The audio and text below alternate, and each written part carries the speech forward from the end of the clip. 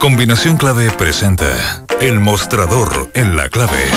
La actualidad desde distintos puntos de vista. Un espacio para la discusión bien informada. El Mostrador en la Clave. Con el equipo de El Mostrador. Estamos ya con Mirko Macari aquí en El Mostrador en la Clave. Ya va a llegar Héctor Cosios. ¿Qué tal? Buenos días, Fernando. ¿Cómo estás tú? Bien. ¿Cómo estuvo tu barricada anoche?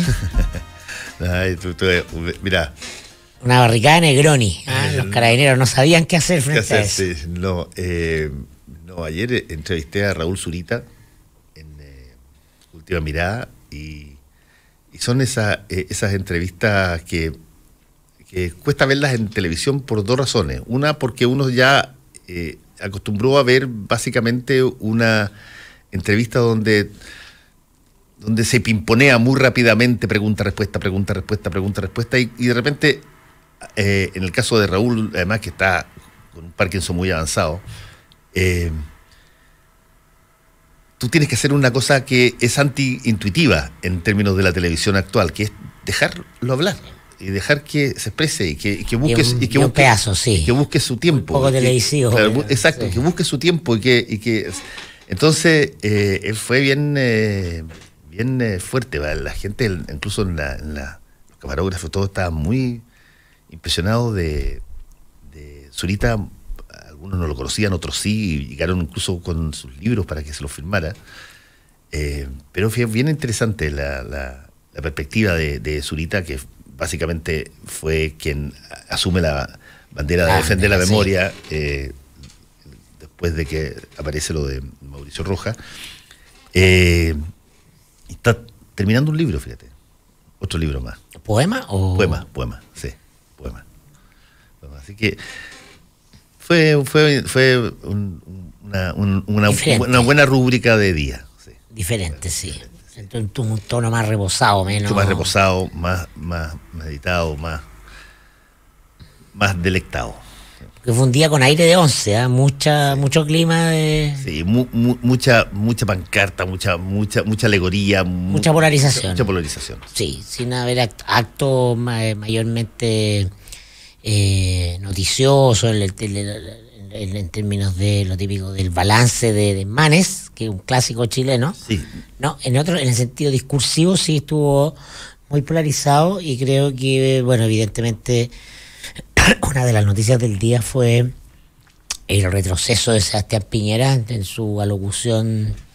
La carta que mandó el Mercurio. La carta que mandó el Mercurio, que era muy similar al texto que leyó en La Moneda conmemorativo del 11, y que te habla de un Piñera que decide jubilar su gran éxito político, que habían sido los cómplices pasivos, y que retrocede por lógicas de inversionista a corto plazo para ser el presidente de la derecha sin complejo, y adecua a un discurso que es mucho más del gusto de Chile Vamos. De hecho, no recibió ninguna crítica ni de RN, ni de la UDI, ni los desbordes, al contrario, ¿no? Porque hemos hablado de este tema antes, y yo siempre he sostenido que Piñera es el arbololo de los cómplices pasivos por oportunista. Porque Piñera es de oportunidades, y efectivamente los cómplices pasivos, si bien se condicen con lo que él piensa y con su biografía, su fuero interno, le sirvieron y los usó para repuntar en el último periodo de su gobierno en la encuesta de la que estaba en el fondo. Así fue, por una serie de circunstancias de contexto. Y esos cómplices pasivos hoy día significaban un yunque respecto de su objetivo político, que es mantener ordenadito su base de adhesión en la derecha, porque él tiene que ir surfeando semana a semana las encuestas, y ese es su derrotero, su diseño, hasta llegar a un final de gobierno que le permita entregarle la banda a alguien de su mismo sector. ¿Qué es lo que nos demuestra eso Piñera? Que bueno, no es el estadista que busca hacer menos, es el Elwin que busca hacer, porque cuando digo que es un activo de Piñera, la frase de los cómplices pasivos, digo que es por sobre todas las cosas, era un activo para 20 años más, o para 30 años más, para que los historiadores revisaran y dijeran, pero aquí hay una figura, mira, la única figura de la derecha después de, no sé, pues 50 años de no haber llegado al poder por vía electoral, que hace un giro discursivo respecto de lo que había sido su sector, y eso queda instalado. Y yo ayer hice una columna en el diario, en El Mostrador, y lo comparaba con Elwin, en el sentido de que cuando Elwin asume el 11 de marzo del año 90, y da su discurso famoso en el Estadio Nacional, y llama al reencuentro de los chilenos, y dice de todos los chilenos, civiles y militares, y hay un abucheo porque dice militares, y con razón hay un abucheo, porque ahí está su base de apoyo. La gente que venía saliendo de la dictadura, incluidos los familiares de detenidos desaparecidos y víctimas de derechos humanos. Y ahí está el líder. Dice, no señores, sí, civiles y militares. Y eso hace un líder. Y eso es un líder que queda en la historia, porque tú puedes estar de acuerdo o no. Claro, porque tú te impones a tu sector en el sentido del liderazgo político, no de la imposición de. Ante la primera genuflexión de los partidos que lo apoyan, Piñera retrocede e hipoteca este capital con el que había estado en la historia. Entonces estamos en los 45 años del golpe, debutando con un presidente de derecha que es mucho más alineado con la derecha sin complejos, y su lectura del golpe y de ese proceso histórico. Y esto no está bien ni mal, porque yo, por ejemplo, yo no pediría que Piñera tuviera un discurso de presidente de izquierda o de centro, que no lo es. Estaba muy bien el discurso para lo que él era ayer, pero no podía, a mi juicio, desde el punto de vista ya de la técnica comunicacional, eludir mencionar su capital político. Él nunca eludió mostrar una y mil veces el papelito de los 33, porque era su gran éxito. Reiterativo, no podría reírse, decir, oye, ¿quién la...? Pero era su éxito, y los éxitos en política se refriegan una y otra vez. Cuando decide no usar los cómplices pasivos, los jubila. Estoy hablando desde su propia posición, desde su propio juego. Fíjate que yo creo que incluso no tenía que haber ido tan lejos a mencionar los cómplices pasivos. Bastaba que se refiriera en las 4 oportunidades que describe el régimen de esa época, dijera una sola vez dictadura. Bastaba incluso con eso. Régimen autoritario, gobierno militar, gobierno autoritario. Y uno dice, pero di la palabra. Si tu mismo sector y su sector está pidiendo que se diga esa misma palabra para los regímenes de Nicaragua o Venezuela, y están pidiendo digan la palabra, ¿cómo no pueden decirla para algo que nadie duda que a estas alturas en Chile? Y por lo tanto porque si no tomar riesgo. Sí. Porque eso es correr un riesgo, efectivamente. Es un riesgo, y Piñera no está. Ahora yo creo que es cierto, lo que vimos ayer, lo que leímos ayer es la confirmación de que Piñera es una apóstata de sus convicciones. O sea, una convicción que 5 años antes manifiesta cuando cuando valora y reconoce, como él parte también, me imagino, y su sector de estos cómplices pasivos. Hoy día lo que está haciendo es renegar precisamente, digamos, de ese hito que podría haber sido el reconocer la complicidad de un montón de gente, básicamente del sector económico de derecha, que en ese momento apoyó el golpe y se hizo absolutamente irresponsable de todos los delitos que se cometieron en el gobierno, en la dictadura. Ahora yo creo que la columna de ayer de Piñera y lo que hace después en el oficio público va más allá, creo yo, de simplemente no decir dictadura o omitir los cómplices pasivos. Si nosotros miramos con más detención el discurso, vamos a encontrar la palabra cuando dice democracia enferma. Yo creo que cuando habla de la democracia enferma, como lo que pasó antes del 73, ahí, en ese argumento está validando todo el argumento de la violencia absoluta que se hizo en dictadura. Cuando tú dices que la democracia está enferma, supones que esto requiere una sanación, supones que requiere del ejercicio de un cirujano, de un médico, en este caso de un matasano, que fue lo que pasaron durante los 17. La argumentativa de Jaime Guzmán. Exactamente, y cuando tú vas más allá y te dices, pero a ver, ¿cómo esto de la salud enferma? Claro, si él dice democracia enferma, recordemos que el principal argumento durante la dictadura y durante quienes apoyaban a Pinochet era de que esto estaba enfermo, que aquí había un cáncer que había que extirpar. ¿Se acuerdan hay que extirpar el cáncer marxista? Eso es el argumento que está detrás de decir democracia enferma. Es validar que efectivamente hubo un cáncer, y todo el golpe de Estado y toda la violencia, el monopolio de la violencia que ejercieron las Fuerzas Armadas en Chile durante 17 años, es esa comprobación. Y si uno sigue mirando el mismo discurso de Piñera, y después llega a la parte histórica, a la parte de la memoria, ahí dice algo que para mí fue realmente de una violencia tremenda. Cuando él dice, la historia no hay que andarla revisando todo el tiempo, porque eso produce gangrena. Palabras de Piñera. Revisar la historia produce gangrena. ¿En qué estamos? ¿En qué Arreglar las heridas. ¿En qué escenario estamos? ¿Qué se hace cuando un miembro del cuerpo está gangrenado? Se extirpa, se amputa. Ese es el discurso que está. Por lo tanto, lo que efectivamente Piñera, que es una apóstata de sus convicciones, pasa de un discurso donde valora la complicidad de un sector económico frente a la violación de los derechos humanos, y ahora pasa a legitimar absolutamente el discurso más cavernario de la derecha. El cáncer marxista, la gangrena, la enfermedad, eso es lo que está haciendo. O sea, pasa derechamente de un lado a otro. Y no solo lo borra con el codo. Yo creo que, incluso por eso que me parece interesante tu columna de ayer, porque tú hiciste un énfasis ayer en la columna. No simplemente que se olvide de lo que dijo y se olvide y sepulte su capital político, sino que instala otro, instala el mismo de siempre, la indiferencia, y yo creo que ahí está la gran pérdida de Piñera. Y insisto, yo creo que hay que analizar bien la violencia del discurso de Piñera. Esto, por cierto, es parte de un proceso de polarización que vive el país. La pregunta es si el presidente se alinea en la polarización. Y la respuesta es sí, o si el presidente es una figura distinta a la polarización.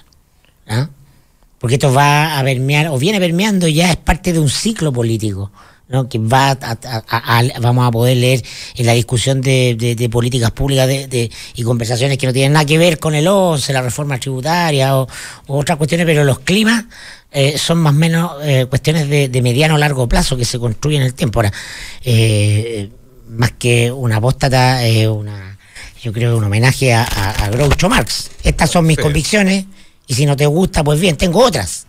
O las cambio, las cambio. Cambio según la encuesta, claro. La frase de Groucho Marx. Ahora, en general en la conversación ayer, para hacer un punto de distancia, porque también aquí hay un paquete que tú tienes que condenar el golpe y condenar después todo lo que viene, porque todo eso es parte de lo mismo.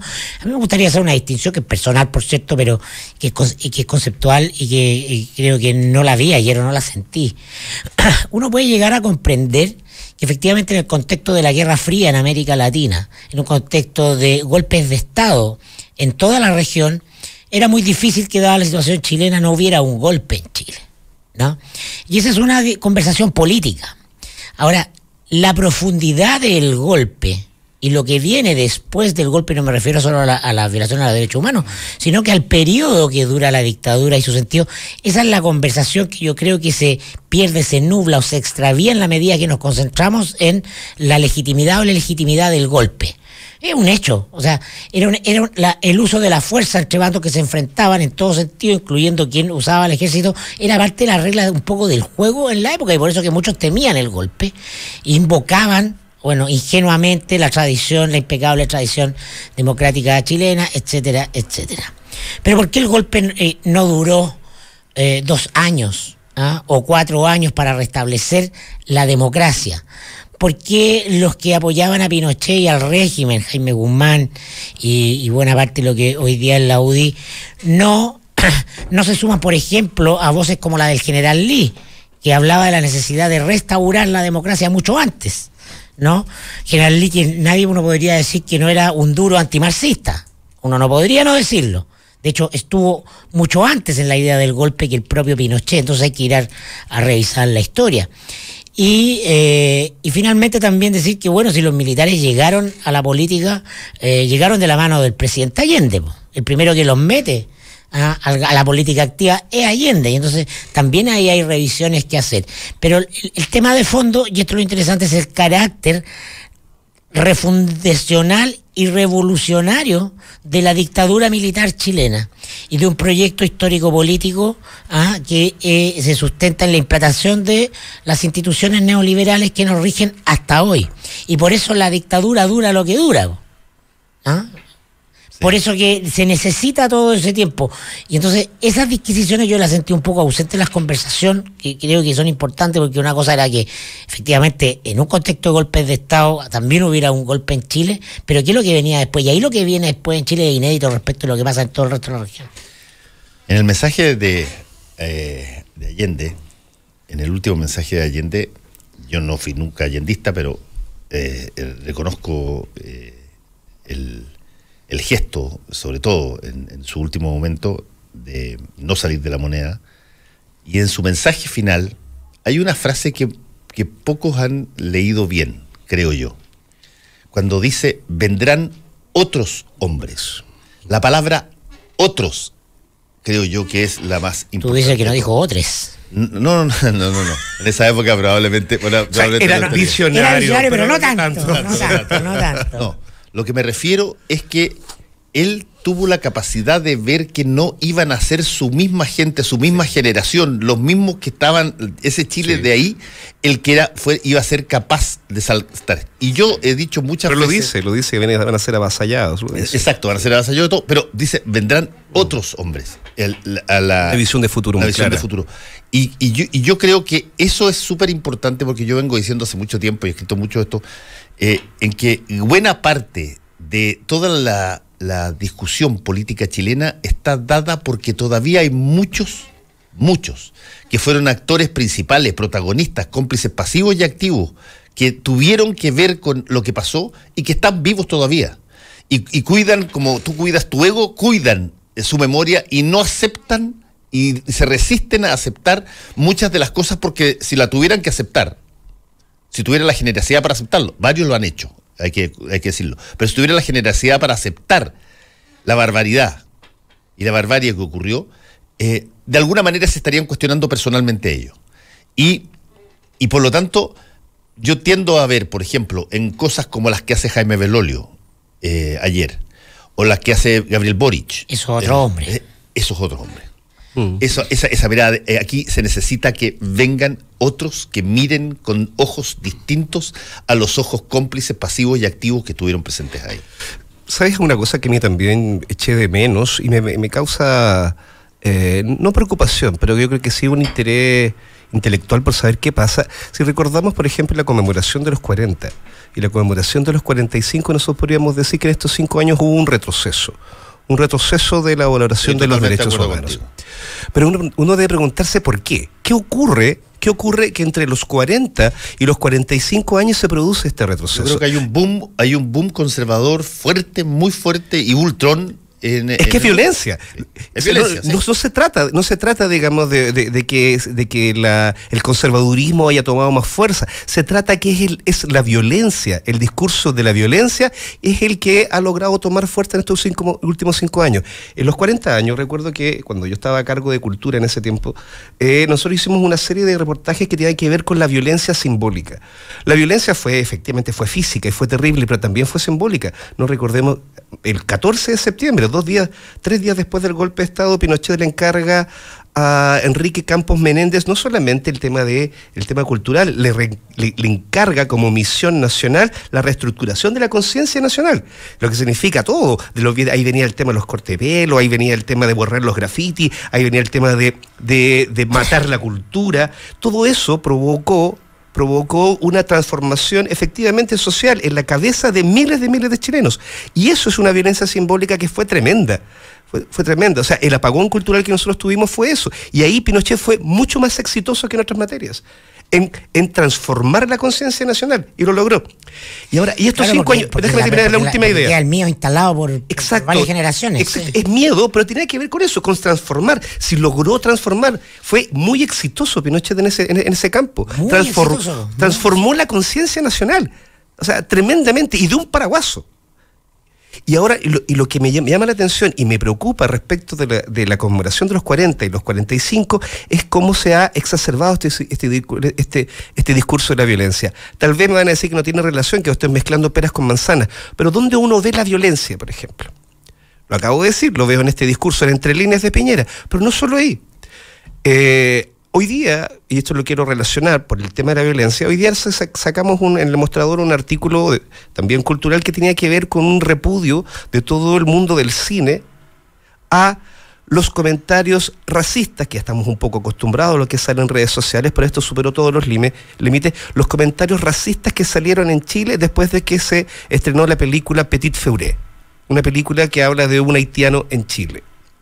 O sea, fue tanto el nivel de violencia en Twitter, en Facebook, en YouTube, que tuvieron que salir la agrupación de guionistas y directores a decir, pero ¿qué pasa? O sea, y yo estuve leyendo algunos, y no se trata solamente de trolls, de gente que se escude el anonimato. Estamos hablando de que efectivamente hay un discurso de la violencia absolutamente instalado.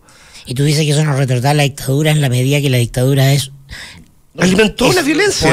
No solo la eliminación de adversarios, es la implantación de un modelo político y económico de minoría y se le impone a la mayoría. Exactamente.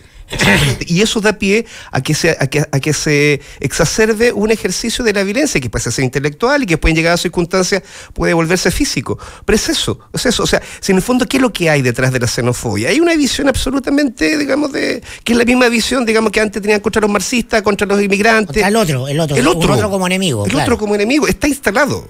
Y eso es muy preocupante. En 5 años, o sea, me parece muy preocupante. Sí, yo hoy día la editorial que hice tiene algo que ver con un poco de eso, porque uso en una situación total y absolutamente distinta una frase maravillosa en términos de apreciación tecnológica y cultural de Marshall McLuhan. Cuando Marshall McLuhan dice de que el medio es el mensaje, dice de que de alguna manera el medio que tú escoges para comunicarte, en el caso de él está hablando de la comunicación, define, te modela, te genera una serie de cosas que van con el método, van con el medio. Cuando tú defines que tú no puedes convivir con otros que son distintos a ti, los desprecias porque piensan distinto a ti y escoges el medio para... Que lucen distinto a ti. Escoges el medio, el método para crecientemente establecer esas diferencias, las separaciones, los muros, la violencia, la represión, organizada, tú estás, quieras o no quieras, estás condenado a volver a repetir los problemas que te pasaron, porque el medio te satisface. Tú no discutes los problemas. Consideras que es más fácil eliminar los problemas. Y eso es una situación que ha calado muy hondo, y no solamente en Chile, ha calado muy hondo en montones de otras partes donde las cosas explícitamente se establecen sobre la base de, mira, situaciones violentas. Yo te pongo un muro, no quiero verte, no te reconozco como persona capaz de convivir conmigo en el mismo espacio. Chao. Es un fenómeno de polarización mundial hoy día. Chile es parte de eso. Chile es parte de eso. Y cuando el medio es el mensaje, usando la frase de McLuhan, en el ámbito político, tú no puedes, mucha gente no puede salirse de ninguna otra forma de enfrentar a las ideas divergentes que no sea la violencia, que es el medio que escogiste. El medio te capturó y te escogió que tú fueras un agente de la violencia. Aunque en primer lugar tu violencia la ejerzas siendo tuitero. Exacto. Pero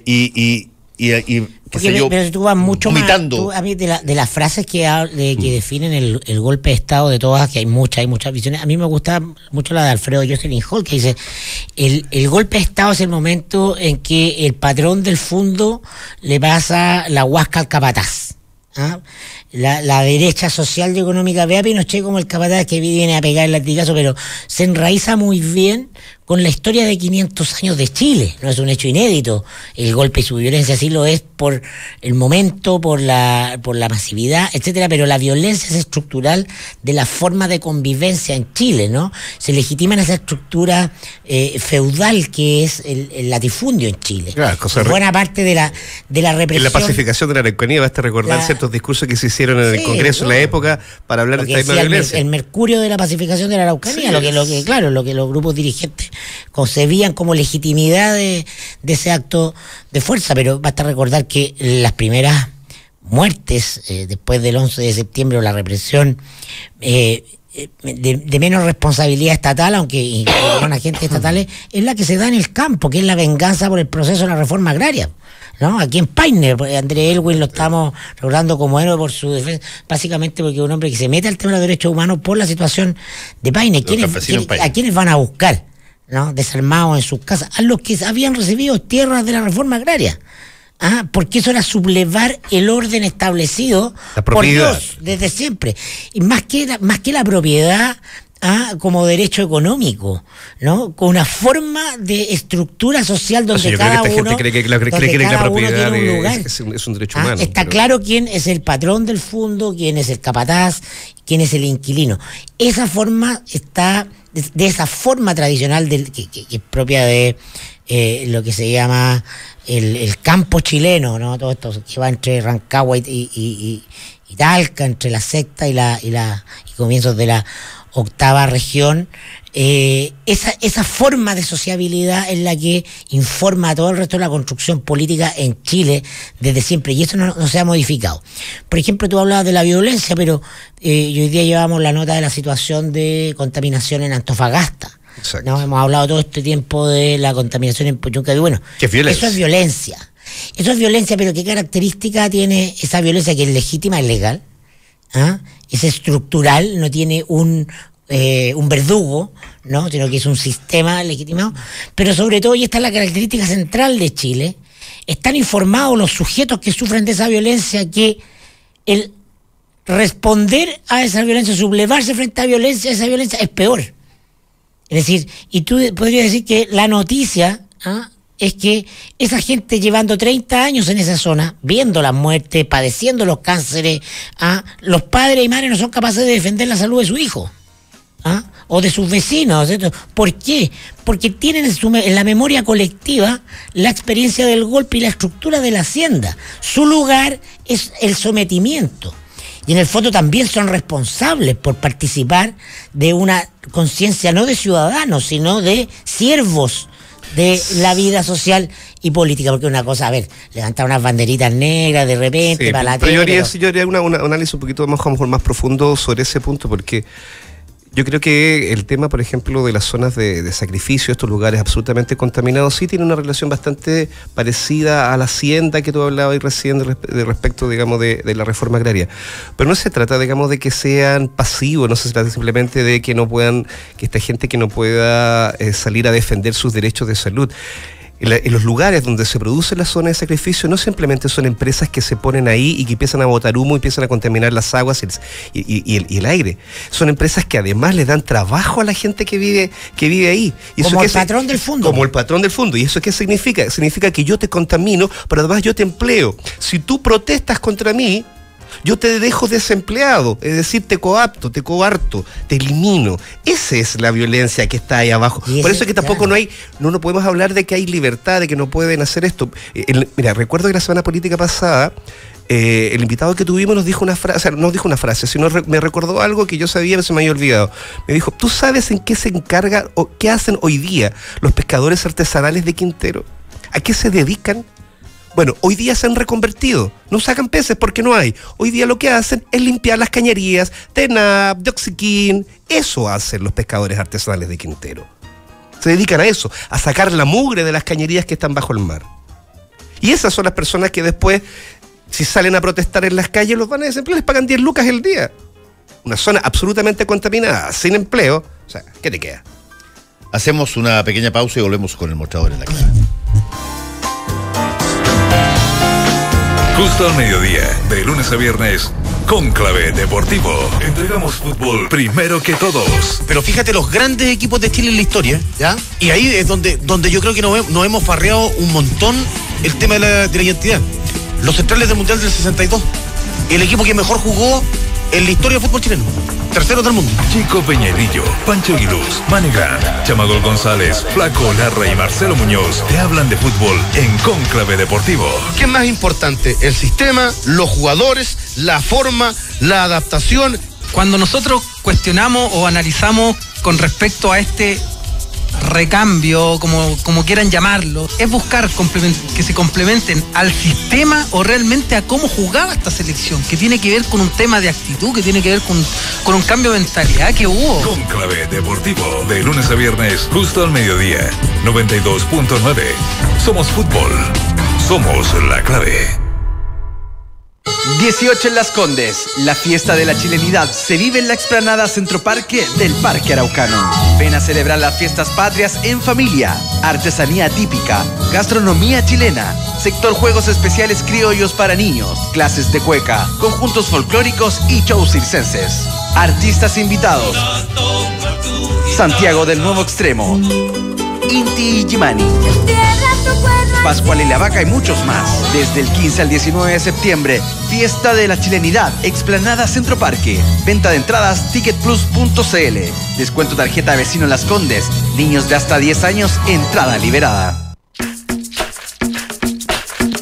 Hora clave. 9 de la mañana, en punto. 92.9.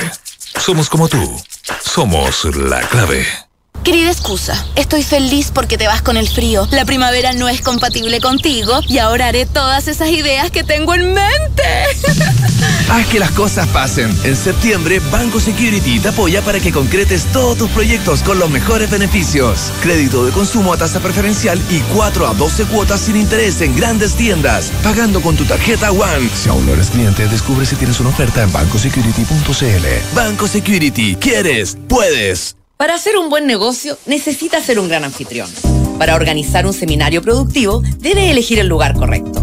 Visite Hotel Los Nogales y compruebe que superaremos sus expectativas. 5 salones de hasta 300 personas con equipos audiovisuales, estacionamiento y Wi-Fi de alta calidad. Cotice en hotelnogales.cl o al 223-356958. A 2 cuadras del Metro Estación Los Leones. Hotel Nogales, Los Nogales 741 Providencia. Hay un agua para... Amor, ¿echaste a lavar la ropa? Y un agua para ti. Agua purificada Manantial. Aprovecha y solicita el servicio de agua purificada Manantial en tu casa. Ten una máquina que te entregue inmediatamente agua fría y caliente con 3 botellones de 20 litros todos los meses por solo 16.490 pesos. Para más información, entra a www.manantial.com. Manantial es vida.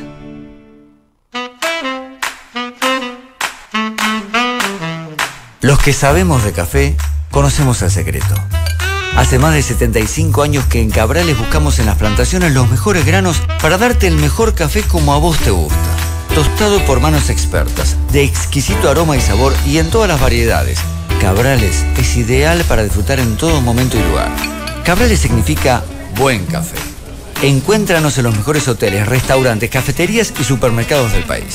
Pedí una demostración en cafecabrales.cl y descubrí por qué somos el café número 1 de la Argentina. Cabrales, dedicados al café.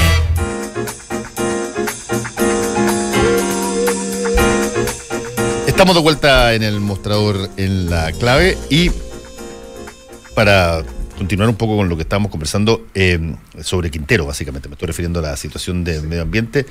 Ya va a arrancar la comisión investigadora. Va a haber una comisión investigadora en la Cámara de Diputados que no tiene muy buena, si tú quieres, muy buena reputación. Muchas de las comisiones investigadoras en algún momento dado... Ninguna. Claro, en alguna vez... pero fíjate que han habido comisiones investigadoras bastante buenas, encuentro yo. Por ejemplo, la comisión investigadora del Paco Gate fue buenísima. Y el informe la cantidad de revelaciones que hay, distintos que no tengan facultades para ir más lejos. No son comisiones investigadoras como las de los países anglosajones, que tienen poder de combinar a alguien, obligarlo a decir es perjurio si que tú mientes y tiene facultades legales para poder actuar. Pero bueno, va a haber una comisión investigadora en el caso de Quintero Puchuncaví y todo esto en la ya a estas alturas obviedad de que todo lo que se dijo que había pasado todavía no se sabe si efectivamente pasó, quién lo hizo, cómo se hizo. Ya no se supo, creo yo, ¿no? Yo creo que ya no se supo.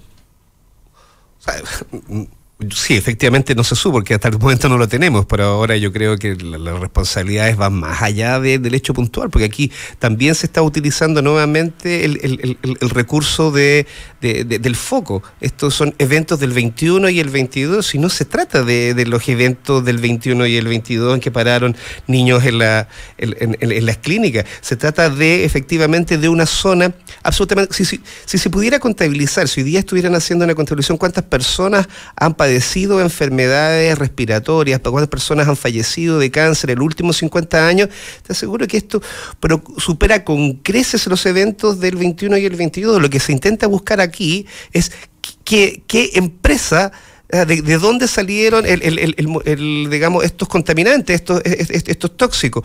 Esa fórmula, digamos, ese componente, no se trata de un solo componente, es un enjambre. Y un enjambre donde hay algunas empresas, o sea, hoy día todas las empresas son inocentes. Es como yo lo decía el otro día, es como ir a la PN y preguntarle si alguno de ustedes es culpable. Son todos inocentes. En las empresas pasa exactamente lo mismo. Como el caso Corpesca. Todos son inocentes, todos sacan comunicados. Nosotros no fuimos, nosotros no somos. Oye, son 50 años. Son 50 años que estás contaminando ahí, son 50 años que has tenido además todo el beneplácito de todos los gobiernos. En el gobierno de Bachelet fue... Sí, pero fue absoluto. El manual de Cortapalos de la crisis comunicacional te dice que tienes que encontrar un responsable del suceso de ahora. Entonces el gobierno no funciona con manual. Bueno, esa es la que yo creo. Encontrar manual ahora no. Pero yo creo que esto te puede superar, porque yo creo que la gente, que efectivamente aquí el punto es si esto a Piñera se le puede convertir en una revuelta regional. Comunicación Estratégica 1, Cavallo y Tironi. Es que te encontrar rápidamente el responsable del hecho y tienes que relevarlo, porque tienes que mostrarte diligente como autoridad. Sí, pero eso va a callar, va a evitar que esto se pueda eventualmente convertir en una revuelta regional. Convengamos dos cosas que son objetivas. Una cosa que es objetiva es que cuando la autoridad, en este gobierno o en otro gobierno, concibe que lo que debe ocurrir después de estos episodios es que los niños no vayan al colegio pero las empresas sigan trabajando, esa es una mentalidad que va a continuar. Por lo tanto, lo que tú puedes decir con relativa seguridad es que vas a tener más episodios similares a este. Totalmente. Y que eventualmente en algún momento dado te puede llegar a que no entren personas intoxicadas, sino que entren personas muertas. Y cuando te produces muertos súbitamente por acción de algún escape tóxico, todo va a cambiar, todo se va a la paila. Y no basta encontrar un responsable para comunicacionalmente apagar el incendio. Es irrelevante quién partió, quién no partió, se te cambió totalmente el escenario. Y desgraciadamente en este cortoplacismo que nosotros vivimos en Chile, que es una cosa pero casi absoluta, esto de que todas las utilidades deben sacarse en el corto plazo y que uno dilata las consecuencias de eso, suponiendo y apostando a que no te van a pasar mientras tú estés ahí, para cualquier presidente o presidenta que haya estado, hace de que tarde o temprano te toque a ti la pelotita en el hoyito que calza y se produce la situación de baja probabilidad, alto impacto, que te destruye todo. Sí, porque en esa... Y uno está jugando contra eso. Exactamente. Lo encuentro muy arriesgado. Y precisamente eso, esa idea cortoplacista, es lo que está detrás, digamos, del manual 1 de comunicación estratégica que tú estás citando, Mirko, de decir, rápidamente paremos esta cuestión, busquemos a un responsable, ojalá sea NAP, chuta, no va a ser el NAP, va a tener que ser otro, hagamos la corta. Y la gente se olvida. Multemos a Gasmar y... Claro, multemos a Gasmar, a cualquiera de ellos, ¿ya? Bajamos o incluso, si el propio... Me dio mucha risa, la verdad, cuando leí una de las primeras declaraciones de Santelices, cuando dice esta cosa, digamos, de que la gente a lo mejor efectivamente no estaba intoxicada, sino que a lo mejor era efecto de alguna manera psicosomático, producto de olores ofensivos, pero después dice otra cosa, y dice, y además hay que... No fue en el mismo artículo, lo dice la tercera. El mismo artículo dice que en el fondo se está revisando que tal vez las personas, los trabajadores, que fueron los que midieron los primeros índices de contaminación y que arrojaron que estaban estos compuestos químicos en el aire, tal vez no estaban muy bien preparados. Es decir, tenían equipos que no sabían utilizar. Entonces están dejando entrever que en el fondo a lo mejor esto nunca fue nada. Los intoxicados nunca fueron intoxicados, sino que eran personas que pensaban que era psicosomático. Yo creo que después Santelices hizo una suerte de... ya nadie le creyó. Sí. O sea, ya nadie le creyó. El otro día se creó otra protesta ahí en la zona. Ahora nosotros hoy día publicamos que esta situación en Antofagasta también no resiste ya, es una bomba de tiempo, es una olla a presión. El mapa del cáncer por contaminación en Antofagasta. Sí. Exactamente, o sea, eso, y aquí estáis hablando... La responsabilidad del tío Andrónico. Pero desde luego. Empresa... Desde luego. Porque son muchos lugares, o sea, es Mejillones, es Chañaral, es Quintero, o sea, aquí en la región metropolitana, pasar por Tiltil, es para deprimirse, o sea, nadie quiere vivir ahí, pero vive gente ahí, son zonas de sacrificio con gente viva en esos sectores. Bueno, por supuesto, porque no hay gente, po. Qué fuerte. La gente es porque esa propia gente también es responsable porque no tiene conciencia de ser gente.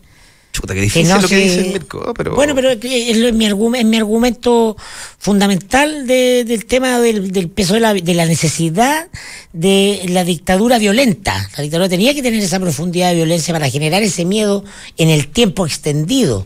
No bastaban a agarrar a los líderes de la OP, a meterlos a la cárcel, los juiciarlos, quizás fusilar a algunos. ¿No? Tenía que haber un ejercicio de violencia largo y sostenido en el tiempo para que ese miedo quedara instalado en hay varias generaciones a posteriori, porque es un miedo inconsciente, ya todos saben qué pasa, o sea, vivimos en una mala situación, pero si queremos cambiarla, esto puede ser peor. Ese es el mensaje que está instalado en buena parte de nuestras generaciones y las mayores, y por eso la aversión al cambio, porque de ahí la conformidad con es lo que hay. Entonces, la única solución a este tipo de problemas es gente que son siervos en la práctica, de facto pasen a ser ciudadanos. Eso requiere toma de conciencia. Eso requiere un cambio cultural. Si organizara, si tuviera conciencia de su poder, no tiene conciencia de su poder, delega su poder, acude ritualmente a entregarle su poder en el ciclo electoral a otros permanentemente. Bueno, pero en Aysén tenemos... queriendo creer algo, pero ya empiezan a pero en Piñera 1 tuvimos varias cosas, varios eventos que hoy día no se han repetido, pero podemos sacar lecciones de esos eventos. Más allá del tema de estudiantil, más allá de Hidroaysén, también estuvo la explosión regional, digamos, en Aysén. Y eso tuvo distintos focos por lo que esto explotó. Pero se convirtió en un dolor, en el mayor de los dolores de cabeza de Piñera pero en ese minuto, cuando estaban fuerzas especiales ahí en la zona, disparando, tirando bombas lacrimógenas como si fuese una de las peores protestas en Santiago, y eran Aysén. O sea, te demostró que efectivamente pueden existir brotes en algunas regionales en donde se puede poner se puede desestabilizar, digamos, el gobierno. Si Piñera en ese minuto estaba contra la espada y la pared. Mi pregunta ahora, ¿será posible que, porque también acá hay la comunidad en general, aquellos que no vivimos en esa zona, también pecamos de una indiferencia brutal? Porque efectivamente a lo mejor esas personas que viven ahí son fusibles, o sea, a nadie le interesa mucho. Son personas que no tienen contactos políticos, son zonas empobrecidas, son zonas dominadas por las empresas, por el empleo. El proyecto político de la dictadura en el que vivimos. Pero convengamos... Ciudadanos atomizados, desorganizados. Eso la democracia lo profundizó, en eso consistieron los primeros gobiernos democráticos, desarticular las redes de organización social que se habían tejido en los años 80 la dictadura militar y que eran muy fuertes. Parte de la amenaza de Chile, de toda la élite, es la gente organizada, y ha sido muy eficaz y muy exitosa en conseguir eso, y eso se perpetúa hasta hoy, a todo nivel, porque si tú mirás y dices que lata lo que pasa esto, pero mejor no me meto, porque ¿qué me puede pasar si yo me meto? Sí, yo tengo la impresión que hay ciertas cosas que tienen topes de resistencia, y que en todas partes del mundo pasa así. Los elementos que gatillan el que tú pases un poco como tú estabas diciendo, de ser individuo a ser ciudadano, se te dan a ti por situaciones a veces puntuales que te gatillan cosas. La gente en Freirina estuvo resignada a tener que aguantar una serie de cosas en función de un empleo que recibían hasta que no pudo más y prefirió perder el empleo. La gente de Aysén, cuando se levanta, o en Barrancones que sale, en algún momento dado tú tienes una cosa que tolera en estos sitios de sacrificio. El problema es que normalmente ese tipo de situaciones llega con muertos. Llega cuando la ola tóxica deja de meter 17 personas a la posta comunitaria y pasa en que empezar a enterrar cadáveres. Y nadie cree que eso va a pasar durante su mandato, o apuestan básicamente porque es mucho más difícil para las empresas, hacer algún tipo de revisión seria de efectivamente lo que está pasando ahí, porque eso tiene impacto instantáneo en algo que se valora sobre todas las cosas, que es el crecimiento del país. Sí. Y por lo tanto tú no quieres hacer cosas, porque aunque mira lo que voy a decir, aunque eso no sea por maldad, aunque eso sea por algo que tú asocias como un bienestar para el país en la medida de que el país crezca, esas personas creen, todo Chile crece. Ok. Es una forma ideológica que exactamente, es una forma ideológica radicalmente, una forma ideológica de ver cómo debiera funcionar el país, y por lo tanto hay que buscar la solución con las empresas funcionando. Que no paren, que pare la gente, que no vayan al colegio los niños, que se envenenen en sus casas, no en el colegio. ¿Por qué? Porque tú apuestas a que no se te van a morir. Porque tú apuestas a que no va a pasar de estos episodios una vez cada año, una vez cada 2 años, donde te llevan a un grupo de personas a la posta o al hospital a curarse de los problemas, broncopulmonares que tienen. Cuando eso pega un salto a otro estadio, que espero que no ocurra, pero que eventualmente puede ocurrir, te va a cambiar el cuadro. Te va a cambiar el cuadro. Bueno, pero es una pregunta abierta. Sí, puede ocurrir o puede no ocurrir. ¿Ah? Si tú ves en la historia reciente de Chile, esos episodios, que Héctor cite lo de Aysén, son esporádicos, son puntuales y no significan necesariamente cambios estructurales, por el contrario. Y por eso estamos en el gobierno de Piñera. ¿Ah? O sea, no podemos esperar que sea Piñera quien dé una solución de Estado al problema de la contaminación socioambiental en Chile, producto de la ideología del crecimiento in extremis. No se puede esperar eso, no, es absurdo esperarlo. Y es la propia gente la que eligió a Piñera. Entonces, bueno, tienen lo que la gente eligió. Si esas personas... Pero igual se pueden tomar decisiones políticas, como por ejemplo, un horizonte cerrar las empresas termoeléctricas que hoy día no están generando la energía que se necesita. En teoría se pueden, pero ¿por qué no se toman? No se han tomado hasta ahora. Porque no está en el horizonte de ese mundo. Ese mundo actúa bajo presión, el mundo ahorita actúa solo bajo presiones externas. No tiene esa presión.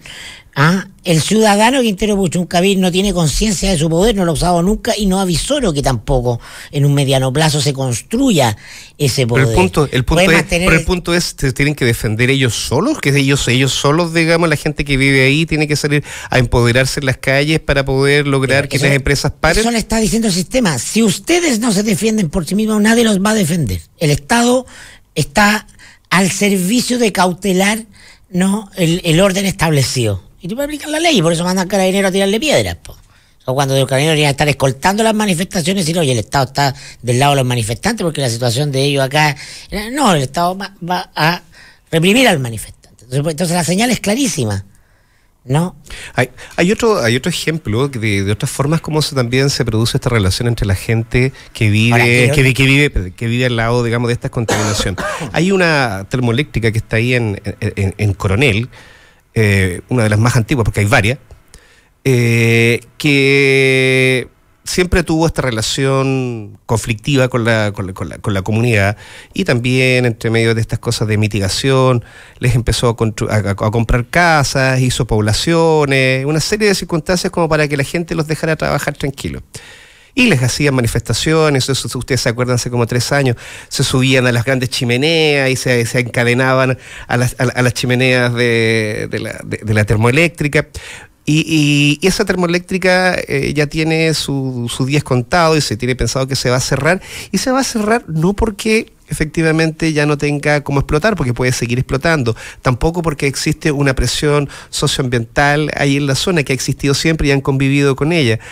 Van a cerrar porque la gente que está ahí se acostumbró de alguna manera a que cualquier cosa que tiene que pedirle una indemnización y pedirle cosas a la empresa. Entonces le llegó un nivel tan grande, digamos, de indemnizaciones, hasta los taxistas. Yo me acuerdo que me daba risa, los taxistas de Coronel hicieron una demanda contra la empresa, porque como la empresa erradicó a la gente y la puso en otro lugar, ellos perdieron su fuente de trabajo. Entonces la culpa es de la termoeléctrica, y los taxistas pusieron una demanda contra la termoeléctrica porque por eso estaban perdiendo su empleo. Y fue tanto. Es una vaca que todos exprimen, claro. Ordeñan hasta el... Claro. Y finalmente dicen, ¿sabes qué? Nos vamos. Vamos a cerrar esta cuestión y nos vamos. Ya no es negocio. Ya no es negocio. Pero claro, pero pudieron soportar todas las muestras, pero cuando empezaron a dar cuenta que estaban perdiendo plata. Es una forma de subversión dentro del mercado. Bien, es una de las posibilidades. Lo siento como claro, ejemplo. demandas ultramillonarias que terminen ganando los... Claro, pero hay montones, montones, Claro. todos. Pero yo no he visto así como un gran estudio de jurídico, de abogado, que diga vamos a demandar a todas las empresas y al Estado, la zona, por no sé. No sé, pero hay varios que uno ya los... A los Chagos Escobar por terrorismo medioambiental, Pero hay varios que ecoterrorismo en la zona, Pero invitar a una figura jurídica. Hay varios que no los conoce ya, gente que está trabajando en la zona ahí para... Porque yo insisto en una cosa que puede sonar fuerte, pero porque el daño sin muerto no se considera grave. Claro. El que tú... Pero esto es forzar los límites, esto es llevar los límites. El que tú tengas una expectativa de vida de 70 años, sino de 85, 86. Pero hay muertos en el tiempo espaciado. Eso que sí, claro. Si no hay 20 niños muertos en un episodio de contaminación un día en la posta Quintero, no sirve. Eso es lo que digo. Si la expectativa de vida de las personas en ese territorio son 15 años menos que la expectativa de vida de todo el resto del país, eso no es tan grave, porque tú lo puedes diluir en un periodo amplio donde las personas efectivamente van a morir a los 70 y no a los 80 años, pero a los 70 ya van a estar fuera de la empresa y tú no vas a saber nunca que se murió. Los problemas de este tipo en general pasan en los países que ideológicamente miran esto como una cosa que no se debe tocar, cuando te pasan situaciones imprevistas que te dejan la crema. Y eso, que es algo que eventualmente puede redundar en que se cambien las cosas, uno no debiera esperar que sucedieran. Tú no debieras esperar que viniera una ola de cabros muertos para que eventualmente se haga algo realmente serio al respecto. Bueno, tú tienes un Estado... Entonces estás en una suerte de círculo vicioso. Claro, eso sí, y solo sí hay un Estado al servicio del bien común. Claro. Pero que es muy funcional para el sistema. Tenemos el Estado que el proyecto neoliberal nos heredó, que es un Estado que lo comprobamos en casos como el medioambiental de Quintero, con un conjunto de reglas formales que son letra muerta a la hora de impedir la contaminación real en la zona. Es decir, para eso fue estructurado así. Y los funcionarios que han ido rotándose las cabezas de los puestos de control de este Estado entienden perfectamente esa dinámica. De hecho, el superintendente del medio ambiente viene de la puerta giratoria en la asesoría al mundo privado, ¿no? Con credencial PS además, porque es el mundo que administra la transición en esa lógica de la cooperación pública-privada, que es: yo me voy al Estado, te hago fast track de tus proyectos de inversión, ¿no? Y después tú me ponías asiento en tu directorio y jugamos, somos elite, vivimos en los mismos barrios, llevamos a los niños a los mismos colegios, ¿para qué nos vamos a pelear? Y el país era pacífico. Bueno, esa es la consecuencia, ¿ah? Esa es la consecuencia. La pacificación de Chile, la falta de conflicto durante 20 años en Chile tiene que ver con que todos se reparten a todos les toca. Déjame hacer un paralelo con lo que tú estás diciendo en otra área, donde tú también ves un poco el diseño, lo que yo he dicho. Cuando tú le pones cuando tú le pones a variables que en los discursos son fundamentales, la confianza pública. Cuando tú a la confianza pública, a los delitos contra la confianza pública le pones penas irrisorias, lo que tú estás señalando ahí es que tú diseñaste un sistema para que no pague la persona que delinque. Para 7 lucas no del confort. Qué más claro. Todo la información privilegiada, la colusión, todas las variables que tienen que ver con cohecho y soborno, que son atentados, dentro del sistema son atentados mayores, son gigantescos. Tú tienes cursos sobre fallas de sistema y sobre atentados contra el sistema, y la confianza pública es básica porque te sostiene todo. El hecho de que tú creas que lo que se está jugando es fair play. Cuando eso tiene penas irrisorias, ridículas, a ti te diseñaron el sistema para que tú utilizaras, si es que querías delinquir, utilizaras los mecanismos de la delincuencia y del crimen en esa materia de cuello y corbata sin pagar por nada.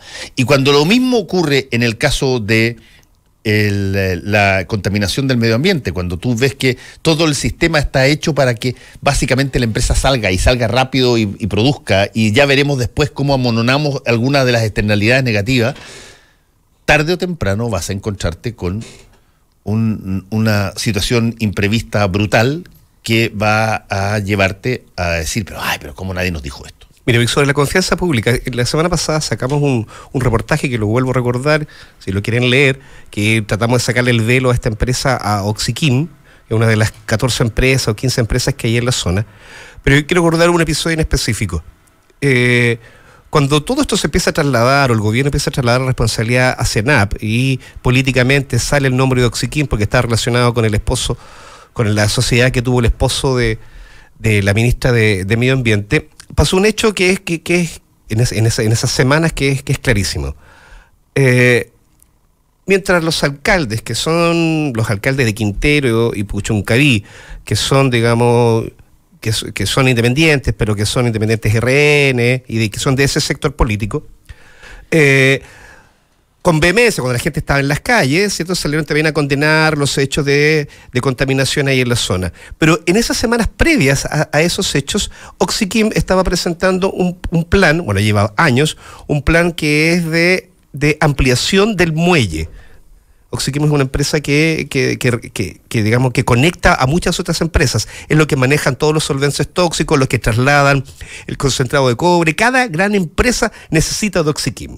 Oxiquim es un monstruo, es un intermediario, un monstruo de todas las grandes empresas que están en esa zona.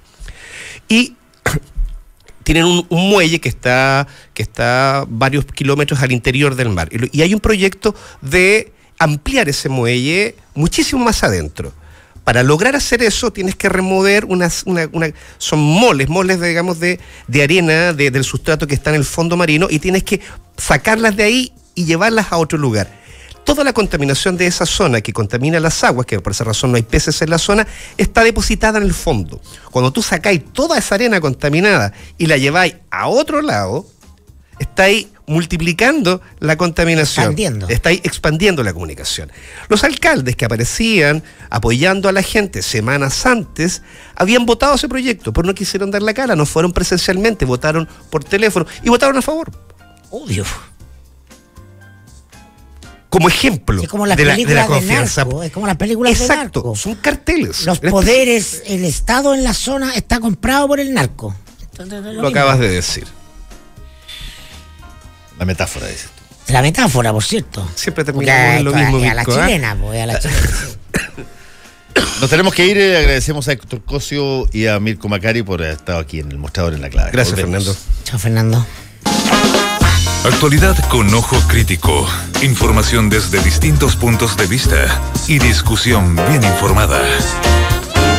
Fue El Mostrador en la Clave, con el equipo del Mostrador y Combinación Clave.